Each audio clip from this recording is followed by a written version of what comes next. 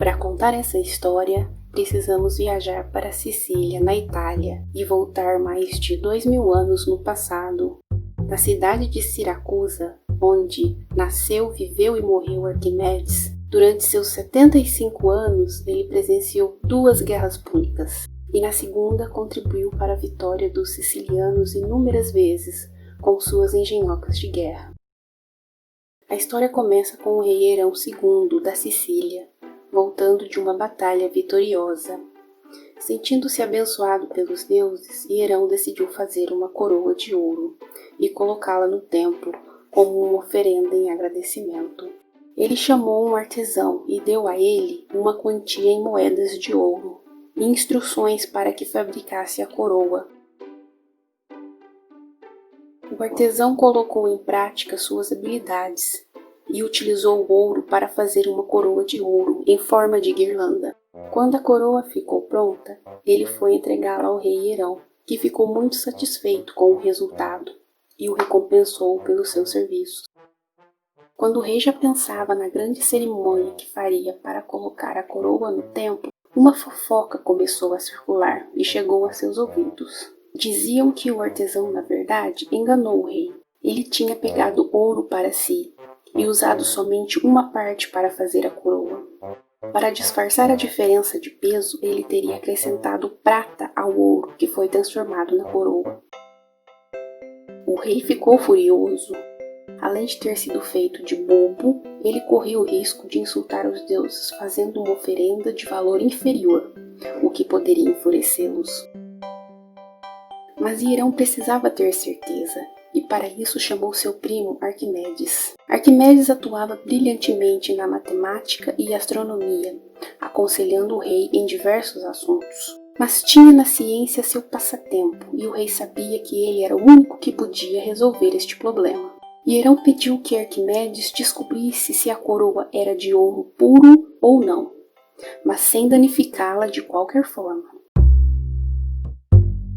Este assunto se mostrava difícil de resolver, e Arquimedes passou dias pensando em como poderia solucioná-lo. Logo de cara ele percebeu que a densidade da coroa era a chave.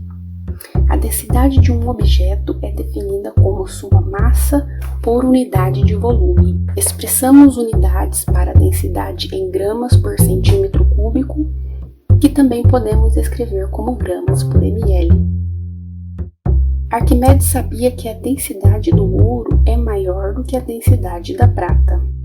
Talvez ele pudesse utilizar este conhecimento para provar se a coroa era de ouro puro ou não. O problema estava em como calcular o volume da coroa nesse caso. Naquela época, para calcular o volume de um objeto regular, as dimensões do objeto eram utilizadas. Mas a coroa não era um objeto regular ou de forma definida. Como calcular o volume então? Arquimedes pensou, mas não conseguia achar a resposta.